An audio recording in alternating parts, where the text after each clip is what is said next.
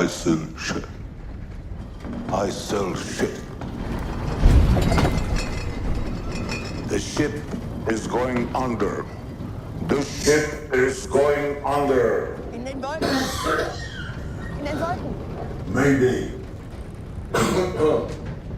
This is an emergency call. The ship is going under.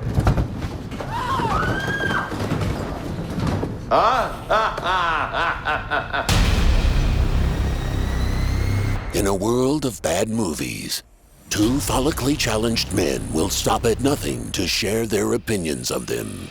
Their wives are tired of listening. But are you? This isn't the podcast you deserve, but it's the one you need.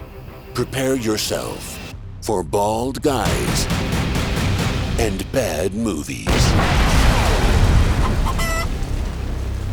Welcome to Bald Guys and Bad Movies, episode 55. I am Troy. Troy, cut it out! Here with my buddy, Mike Stella. Mike Stella. Are you sad, Mike Stella? Are you glad? Are you happy? What's your mood? What is your triangle, Mike Stella? What is your What do you mean by it's always a triangle of sadness. That's what the triangle of sadness is. Not to show our hand, but yeah, I guess you figured it out. Usually this is the part where I ask you, what are we reviewing this week, Mike? And you would say, Triangle of sadness. So what do? I sell shit. The success of a luxury cruise mainly depends on you. I don't want to hear anybody saying no. It's always, yes, sir, yes, ma'am. I command you, enjoy the moment. No, No? no, What? You say no to me? no, no. Oh, so it's yes. Yeah, no. Yes? Going in. Yes! we are reviewing Triangle of Sadness, which involves a yacht and sickness and seasickness. And I'm going on a cruise next week. So, Yeah. excellent fucking choice to review Yeah, this. I was watching it and I texted Troy. I was like, "Hey man, so you see this yet?" He's like, "Yeah." I'm like, "Oh man, I'm just thinking to myself, you're gonna have fun on that cruise in Alaska." Whose fucking idea was to review this one? I think it was mine. It was yours. I hate myself, folks. There's some Sigmund Freud shit going on there. Oh yeah, I was gonna watch it with Andrea, and then I decided once it got to the part, to that part, I was like, yeah, it's a good thing she didn't watch this. I mean, Is she squeamish? Does she get she hates throw up, throw up on movies, throw up in real life, obviously. right, throw right. up in movies is bad enough. Simulated in real, she's not a fan. I was having an issue with it. I was like, this is really bad. I got to the point, my mouth was starting to water a little bit. Yeah, it was. I had to cover my face, and then you could just hear it, and it was so Well, not rough. only that, was that CGI diarrhea? Had to be, right? I mean, It looked real as shit, but we come a long way in CG. It definitely looked real ass shit. Fake diarrhea skills. I mean, they can do elephant shit. Why can't they do human shit? There you go. We get a trend. Two movies in a row with vomit, torrential projectile, shit vomit flying out and of diarrhea. Someone's asshole. Holy shit, dude. What a intriguing affair this was. And what an odd title, in my opinion. It was such a small little throwaway line, I felt like. The whole movie is I don't need odd. It's a quirky. Yeah, it's very quirky, but I'm just saying, the name is weird because the Triangle of Sadness was such a small throwaway line. Yeah. I don't even really know what it had to do, why that was, anyways, but yeah. Can you nutshell this movie? Is that going to be a tough one to? No, I think it might be pretty easy. Well, would you recommend it? Let's do it by the numbers. Would you recommend this? Yeah, it's fine. I mean, it was decent. I thought it was pretty good. I mean, it was slow. I will say about 30 minutes in, I looked at my watch and I was like, holy shit, it's only been 30 minutes. It felt long to me. But it was fine. When I started it up, first I saw, holy shit, another long movie, 2.5 hours. Then the opening 5 or 10 minutes or so, those male models. I'm like, oh, what the fuck did I get myself into? I'm like, is this one of these, avant-garde, But I was pleasantly surprised. It wasn't, it was, if anything, it was mocking that world. And absolutely. Yeah, so you want to nutshell it? Yeah, I'll try and nutshell it, okay? Okay, go ahead and nutshell it, Mike. A male model and an influencer who have a strained relationship go on a luxury cruise, and madness ensues. There you go. I wouldn't recommend this to everyone. No. This is an acquired fucking taste, okay? And, yeah, I would say I would say that I loved it, but I would say it was interesting. It was definitely a different movie. Yeah. Woody Harrelson was funny for the few scenes he was in, but it's very eat the rich. You know what I mean? Like, it's very eat the rich. Probably why I liked it. I had a few laugh out loud moments. Yeah, me too. I thought some of the scenes were brilliant. It's a comedy. It really is kind of it's a satire. Totally. It's a dark comedy. It's not wearing it on its sleeve at all. The funniness comes from, it's almost like observing people, different types of people together. Like the opening sequence, not the male model thing, but I guess part one. Part of the male model thing was kind of funny though. Yeah, no, that was odd and weird like and the funny. Whole, what kind of brand are you guys modeling for? Is it a grumpy brand or a happy brand? Like, total Zoolander. It was pretty funny. But I really enjoy the two main leads, Carl and Yaya. I love their name, Yaya. It starts off simple. They're at dinner and she doesn't pay for the check, and apparently they agree that she would pay for the check, and that just peels back and unravels through this argument that kind of accelerates. That disagreement was just. Ugh. You get a sense of their relationship and who they are and their stations in life, and I liked how you just take a sliver of a moment and then kind of dissect who these people are. It is a definite character study, 100% like a character study. If you like those type of films, you'd be into this. If you want easy laughs, and if you don't, especially if you're squeamish, if you don't want to see people vomiting and shitting. Oh my God, it's rivers rough. of shit rushing rivers down. of vomit, vomit after vomit, what sprays about across the one lady room. when the ship was rocking? She was sliding on the floor. Oh, and God. she would slide to the toilet and throw up and then slide back and hit the wall. Oh, Jesus. And she was the one that she hopped on the toilet and was like diarrhea. It was. Jesus Christ. It was so bad. And the funny thing is, I'm pretty sure you caught it. The reason they got sick is because that same woman insisted that the crew enjoy themselves, live in the moment. Everyone go on the slide. And the chef's like, if we delay this, it could ruin the meal. Like, it could be bad. The meal will go bad. Like, well, we got to do it because they're rich. And that's what they want, which is why everyone got fucking food poisoning. Combined with the ship rocking during a storm. I heard that too. I didn't know if he was necessarily saying that it was going to go bad or whether the food was going to be bad. You know what I mean? Like, the food's going to be bad if you know what I mean? Not like the food's going. I guess, there's a slight difference in the way you say that, but I feel like. I mean, it's hard to explain, but it didn't come off to me like I would not expect anyone to knowingly serve food that is going to give people food poisoning. You know what I mean? I do think that's insane to me. I do think it was. That doesn't make any sense to me. Well, I don't think they knew that the food was a risk. Because Woody Harrelson had hamburgers and fries. He didn't get sick. But he's also the captain. Yeah, but then neither did the first mate, and the first mate probably had the fancy food. Well, the guy, the passenger talking to Woody Harrelson, he didn't get sick either. I don't think he ate anything. He didn't eat. No, he was at. Well, they didn't really show him. He wasn't at. He walked to the captain's table later. but it was with someone else. Someone else was with him. Like, but I also, but right another here thing in Wiki, the kitchen crew is ordered to swim as well, despite the chef warning that the food will go bad.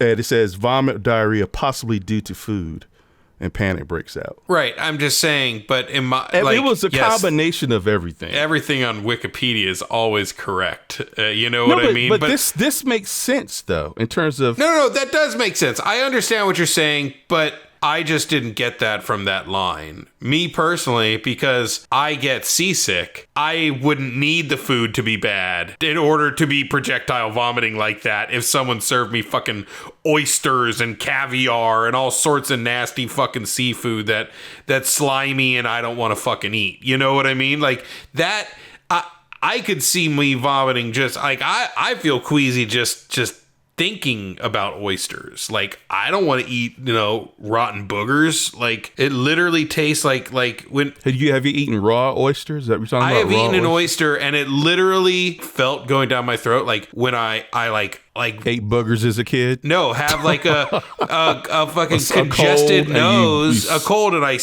like suck a big bunch of like phlegm into my throat. Like that's what it feels like, and it's just absolutely disgusting to me. I don't know how anyone eats that fucking trash. You're not against oysters. I'm not against oysters as a protein source. I'm against the idea of sucking down something that tastes like boogers. Boogers are snot. Well, we're talking about when you say boogers, you mean snot. Yeah, like unless you remember what boogers tasted like from being a kid. Did you eat boogers? I never ate my boogers. How do you know what boogers taste like?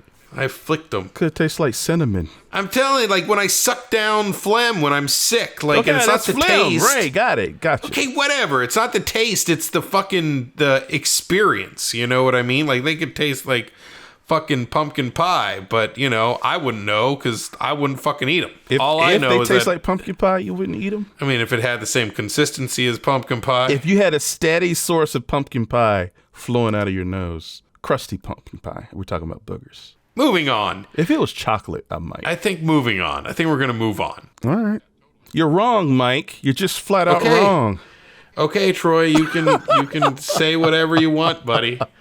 I'm literally just telling you my take on it. Jeez. You know what? It's like a dirty Wes Anderson movie in a way. Tone-wise. That's true. Yeah. Not shot-wise, but just the tone of it, right? Sure. Yeah, very dry, sort of like... It definitely takes its time. Over the top in some places, but very understated in others. Yeah. You know what I mean? Like, so, film's broken up and it has like chapter cards, right?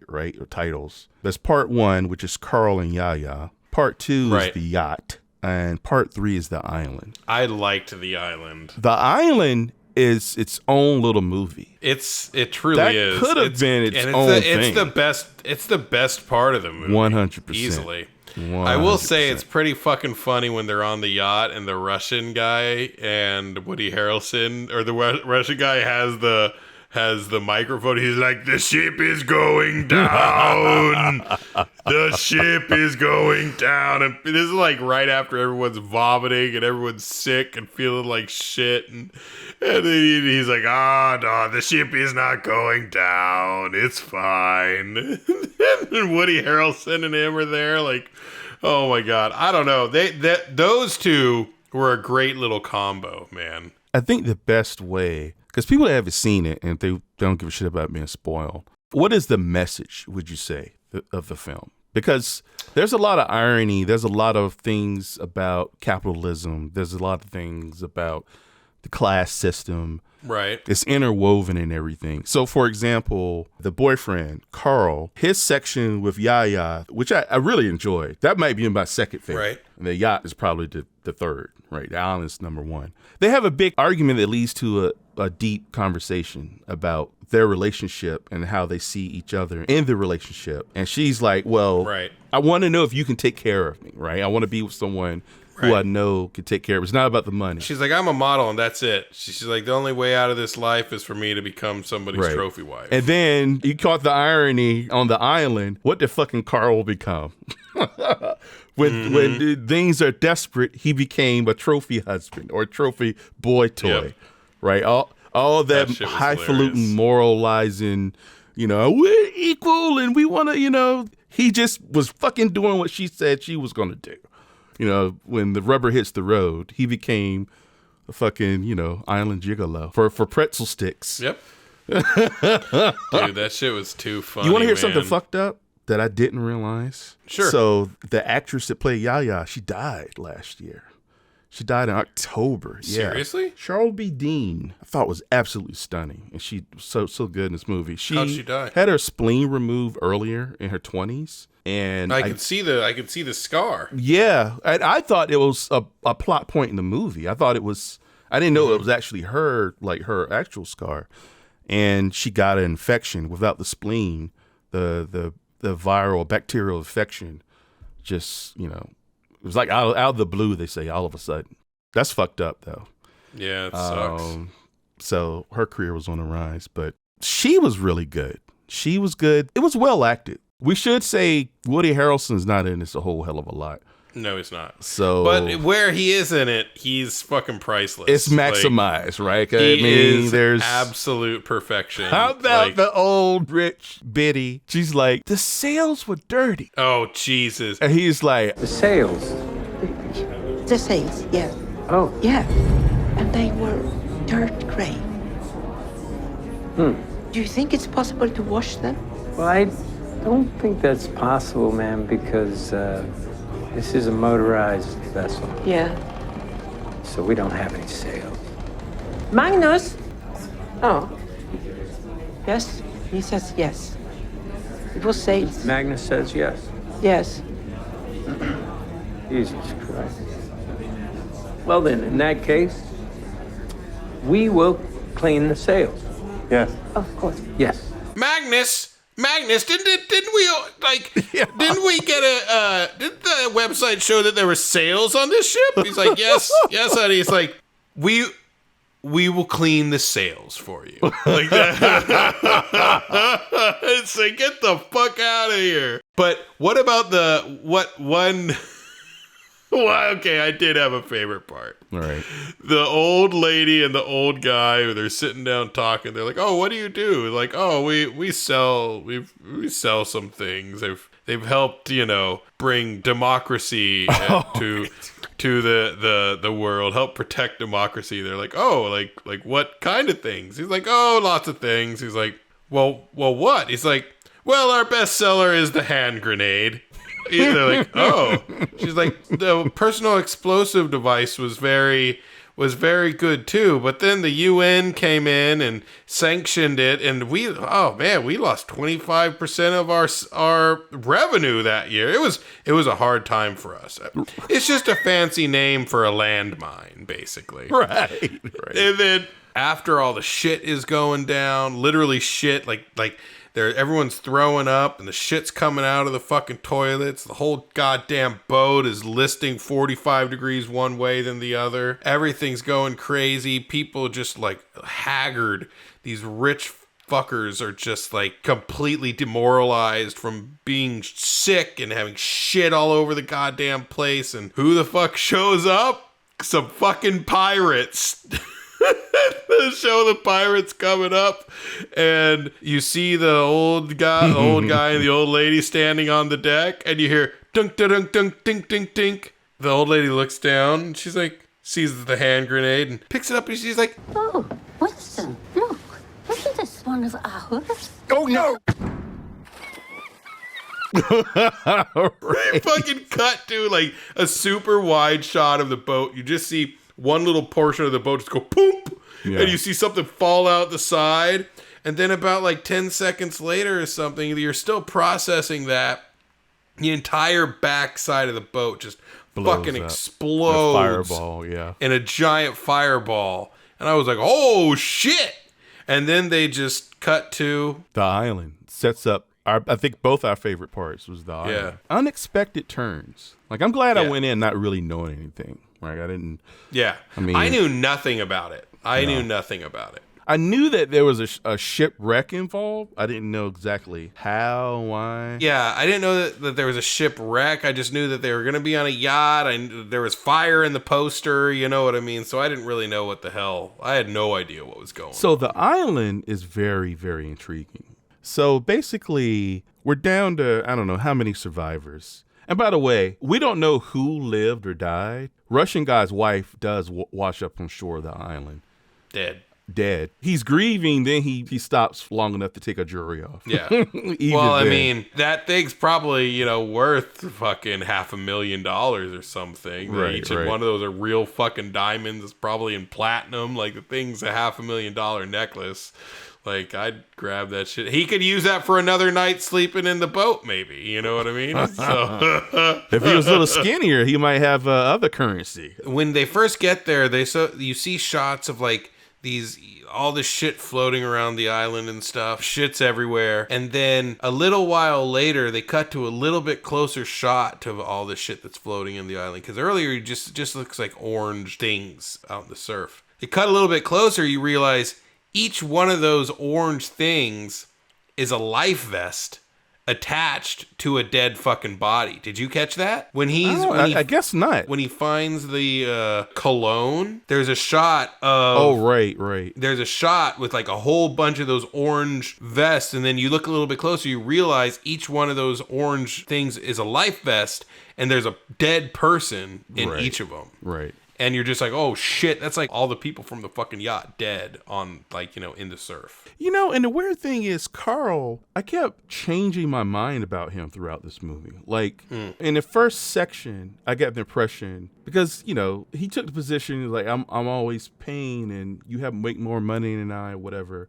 He seemed like a struggling, up-and-coming someone who didn't have a lot of money. But then, later on, his behavior was more like an entitled... I guess you could be both in the same time. Like, he found the cologne and he was like happy he found the cologne. I found that part very weird. Like, I didn't really... It seemed out of character to you. It seemed very out of character and out of place. Like, when he grabbed it, I was like, oh God, did he... you know what I thought? Because you don't know what it is at first. Yeah, and you know what I thought it was going to be? I thought it was going to be a jar of caviar. I thought it was a jar of caviar, and he was about to just open it and just suck down like the whole fucking jar of caviar. Right. And if he did that, then I'd be like, well, okay, that makes sense. That makes perfect sense. It's sustenance. They're starving on an island, But instead, it's like a jar of cologne. He's like, elated. He's like, and he's so happy. He's like, no way, and he like sprays it on himself. I don't know. He also felt bad about, he complained that one of the crew members took the shirts off. That hairy ass motherfucker that apparently was too sexy to be in front of his girlfriend. He complained about the guy. What was that about? And then weird. The guy got kicked off. He got fired and taken off the boat.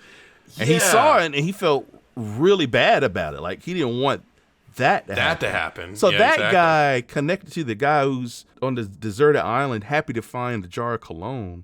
Felt like two different people to me. It was weird. It was very weird. I found that very odd. Like, if it happened to another one of those rich assholes, then that would make sense. Like, they're still not quite getting it, the situation they're in. The Russian guy, the old Russian guy, he was in you saw 2012 a long time ago, right? That disaster movie where they were running from the cold air. Is that what it was? No, the that cold was freeze. That was the day after. Tomorrow. Okay. That's the 2012 had John Cusack and Woody Harrelson. Also had the old Russian dude in it. He played. What did he play in that? A super rich Russian dude, right? with a trophy wife, but two asshole kids. If it ain't broke, don't fix it. I thought he was great in this, and I love when they got to the island. He actually, for a crazy rich asshole, seemed super kind of down to earth, and like he always had this smirk on his face, like, yeah, you're the fucking captain here, lady. And like, he's like, I'm not gonna hate on you. He's like, I fucking appreciate the fact that you're keeping us alive. Like, he just seemed even super chill with it. But even on the boat, he seemed cool when he was too. talking about what he did, it's like, shit. Yes. I sell shit. Like, I sell shit. He seemed still very grounded. Yeah, he seemed very grounded. He found the irony of it all. Like, the way he described it, he got in the shit market at just the right time. Just the right time. But we got to get into the real captain.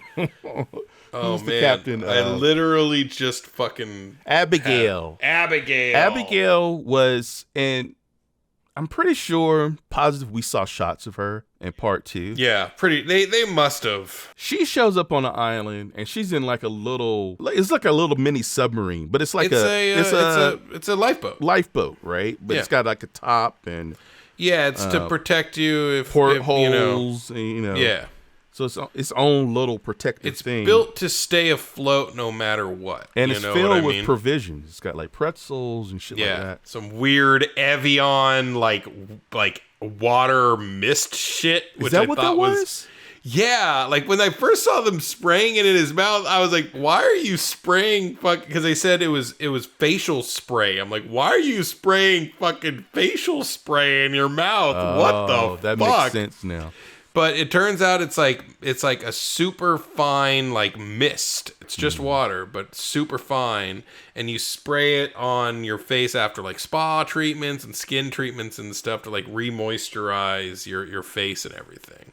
But you can also use it to drink, obviously, because it's a spray. But yeah, I had to look that shit up in the middle of the movie. I was like, what the fuck is this? I was about to ask, how'd you know this? You need a secret aristocratic life. So yeah, Abigail, she's the toilet cleaner. She cleans toilets. Yep. Literally on the yacht. But on this island, she's a motherfucker that knows how to fish, knows how to make a fire, knows how to fucking survive. Yep.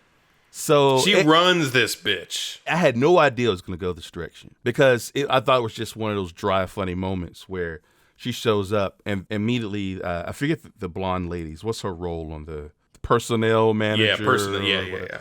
She immediately she's like barking orders, like, "Come on, go quick, hand it, lift it out, and ration, dish out the pretzels, the food."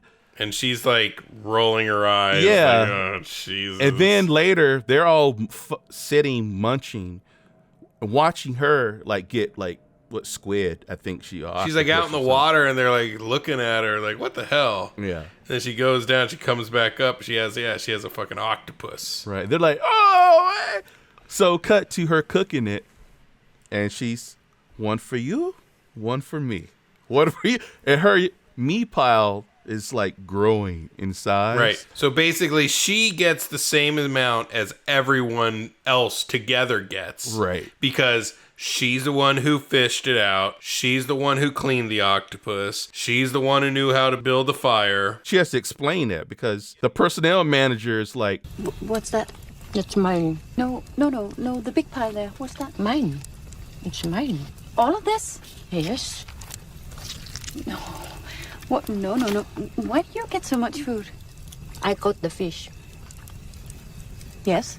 I made the fire. And? I cooked. I did all the work. And everybody got something.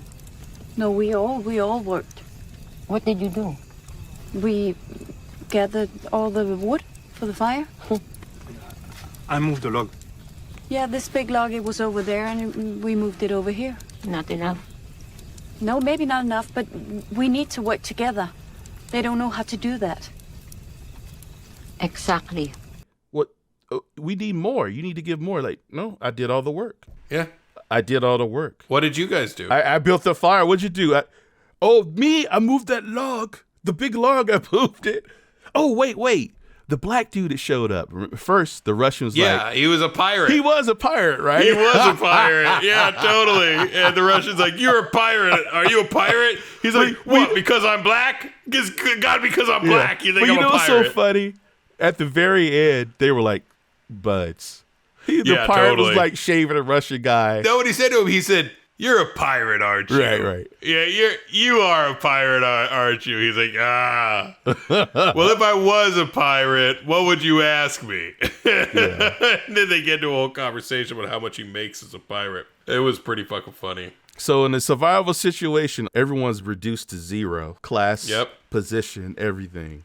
And it's down to about your skills. It's supply and demand, man. Yeah. It's capitalism. And that's the irony. Abigail, with this power in a way becomes as bad as people in the regular world that wields power, because she's using her power to get what she wants. She wants Carl, the boy toy. He's like, okay, you want pretzels for you and your girlfriend. You know, she didn't say this, which I'm glad it was off screen. It just sort of just started happening, right? Yeah. And poor Yaya, she's like, Carl, what are you doing? Where's your hand? Like, what? My hand is resting on the chair right here. The funny thing is because they teed that up really well, because like not more than 5 minutes earlier, they cut to, because you don't really see what's going on in the Love Boat, right? When someone wrote on it. When someone wrote on the fucking, in the dust on the. And they're rushing into black dude. Everyone else is just kind of like laughing at him. And every time he walks by, like they have these little like safety whistles. Everyone blows the whistles at him. No, it's so because funny. She would blow it. Like it started that first night or so. Oh, really? Yeah, she was blowing the whistle. Right, because he was talking to fucking. She was talking to Yaya. He was taking too long. Yeah. Oh, right. And it became a thing, like a dog whistle. They teed up like because like they're sitting there at the fire, and he's sitting next to Abigail, and his hands like kind of hidden, resting on the chair that she's sitting in, and Yaya looks over, is like, where's your hand? What are you doing? And he's like, I'm just resting it on the chair. Why are you being so weird?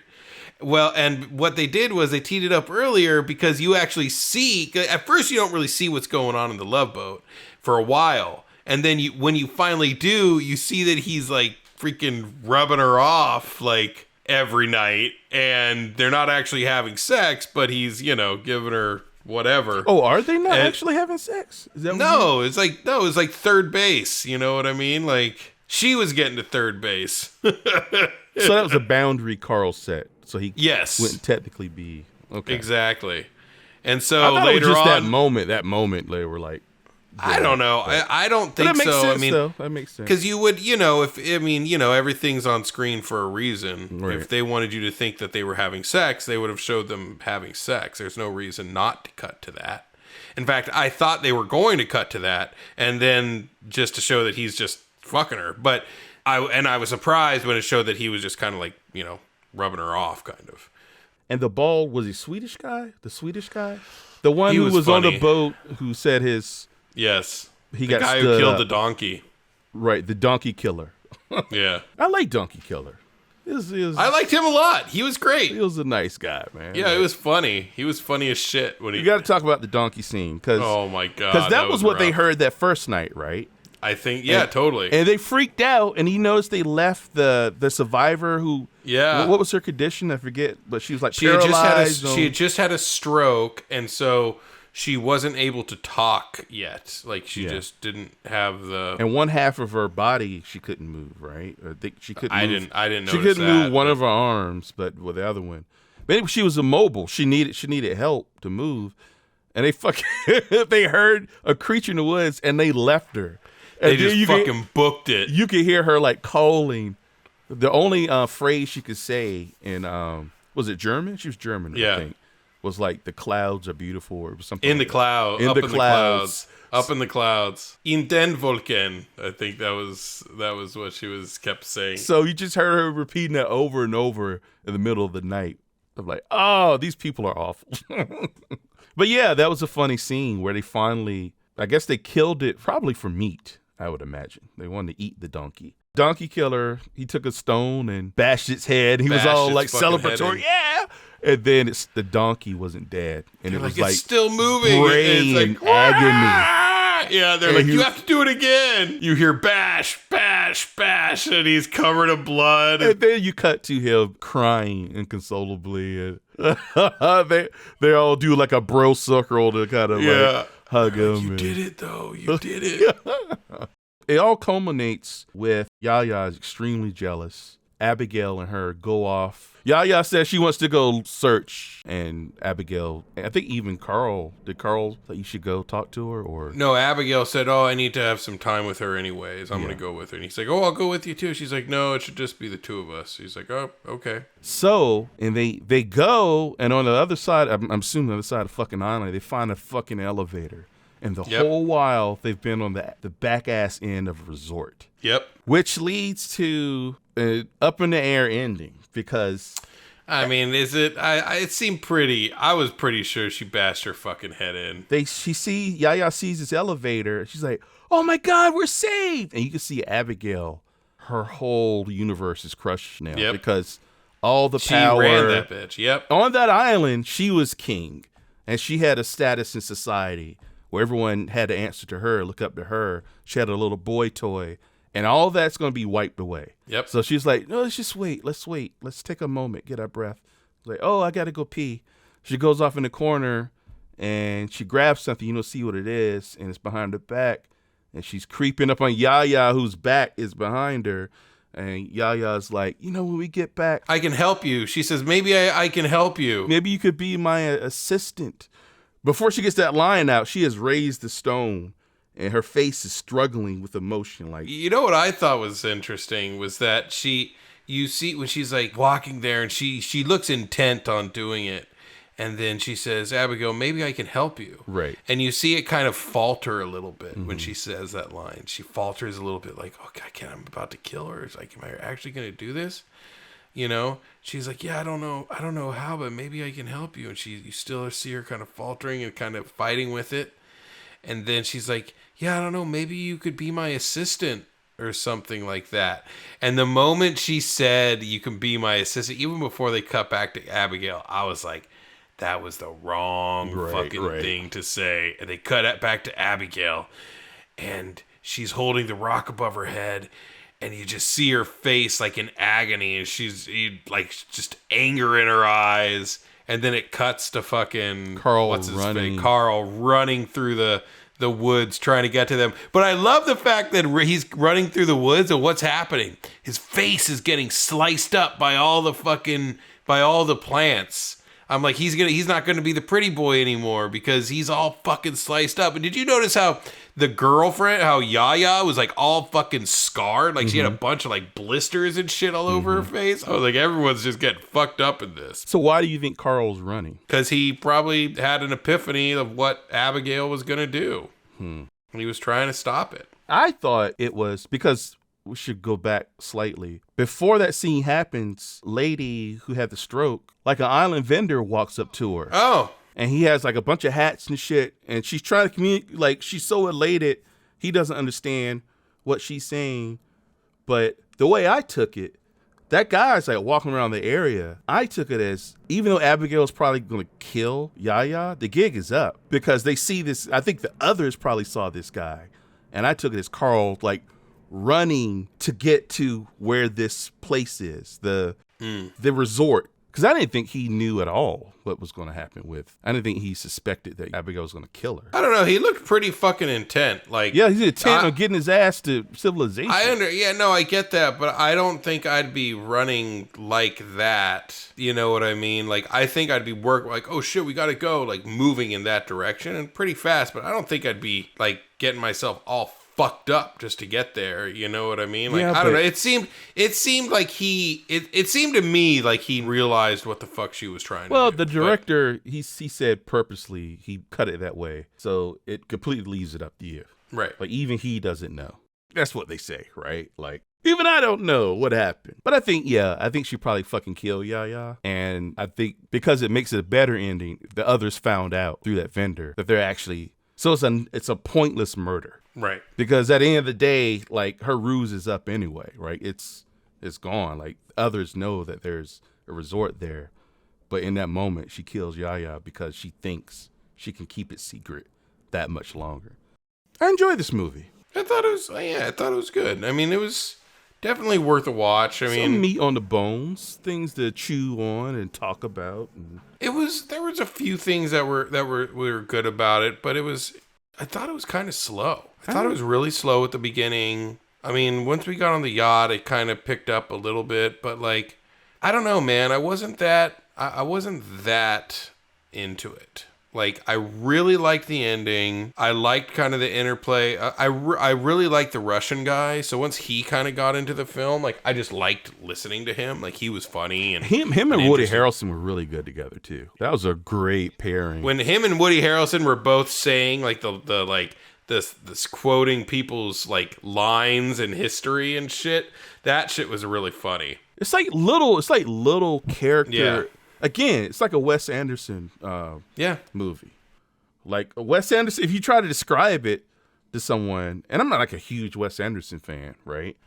But no, me neither. There's just, it's loaded with quirk, and the people that love it, they love it, right? But it's kind of hard to put your finger on it because the plot really doesn't give away anything. It's the character study. It's right. And it's not trying. Like it's not trying to make you laugh. It's all based in character. Yeah. Everything's underplayed to the point. What do you think? So what's your take on the message of the movie? Yeah. So you were asking me about that. And did you answer? What was No. I don't really. I mean, I think what it all comes down to power is corrupts. like well, not just that power corrupts, but more that, you know, money creates a class system. You know what I mean? And when it all comes down to it, like the people who have the most of whatever the desirable trait is in any given situation will always have the most power. Mm-hmm. So in our society, it's money, right? Because money can buy anything, do anything. You can do anything with money. You can pay off politicians to get shit done. You can go anywhere you want, buy anything you want. But in a tight system like being shipwrecked on an island, none of that matters, and ultimately it's the person who has the skills to survive, and now they have all the desirable skills, and they're the ones who can control the situation because they control the food. I think it's also about societal illusions. Thinking about it right now, there's a moment that came back to me where the personnel manager, the blonde chick, she was like hyping everyone up. You know, they were like clapping, we're gonna get the big tips, and then you cut to right below them are the lowest of the low workers who were probably to be not seen or heard, right? And you hear all the fucking stomping deck crew and stomping, yelling, money, money! And they're just kind of like, what's going on, right? Yeah. They're down in the dank dungeon. It's not a dungeon, but you get the point. And also, the more money you have, the more you can shape reality to fit your narrative. Mm-hmm. Even with the sale lady. Nope, I'm pretty sure there's a sale. Sure, lady, we'll clean the fucking non-existent sale. Oh, why don't you just hop in with me? This girl, who's working. She's working for a living. She doesn't get fired. No, hop in. And then, do you notice, like, there was a switch? No, I want you to hop in, right? Yep. So it became more of a command than a like. Are you saying yes or no? Are you saying yes or no? Yes or no? You know. And then the absurdity of, you know, and that led to she wants everyone, even the crew cooking the meal. We talked about that earlier. Swimming, like going for a swim. Like, it just makes no fucking sense. It's not even just it's a swim, but a slide. There's come on, everyone, get in your swim trunks. We're going on the we're gonna slide on the slide, because this lady has no bearings to real reality. Exactly. And she feels probably great about herself. This is a story she could tell at cocktail parties, how she was on this yacht and how liberal she is and giving, and she got everyone to be able to go for a swim and not have to work a little bit. Yeah, that day. Just that moment of time. The joy I gave these people, but just making them having them just go take a swim. They must have loved it. Right. You know, didn't talk to a single one, or exactly. You know what I mean? It's like just aloof bullshit. Right. She wants to do this one random thing, and that's going to like make their day so much fucking better, as opposed to making it so much fucking worse. Because they still got a fucking job. They got to feed your stupid ass. Exactly. So they got to get dried off, put their clothes back on, get back to whatever they were doing, So fucking stupid, dude. What a dumb bitch. Sorry. Anything else you want to say, Mikey? You want to rate it? Are we leaving anything on the table? Oh, God. The ratings are going to be horrible. Mike, what do you want to rate this? I'm staying away from the disgusting stuff. I will rate this 3 proprietary hand grenades out of 5. Are we staying away from disgusting? Is that just cheap? You can do whatever you want. I just don't. We do have 30 minutes of us talking ad nauseum about shit and piss, so. Exactly. So I figured I'd stay away from it. I'm giving it a little higher than you. I will give it 4 Knights of Abigail and her lifeboat out of 5. Ladies and gentlemen, can I please have your attention? I've just been handed an urgent news story, and I need all of you to stop what you're doing and listen. So if you would like to support this show, keep us going, keep us rolling along, uploading content, you can support us by going to patreon.com/baldguysbadmovies and donate to the show. We're going to use those funds to make sure we can see any movies that you guys want to see and getting our studio set up so we can start recording video and doing these not just audio but also video on YouTube. And once a month, we will pick a patron to choose a movie for us to review. And we'll review it. We'll dedicate it to you. But either way, we just hope you enjoy the show and keep on coming back.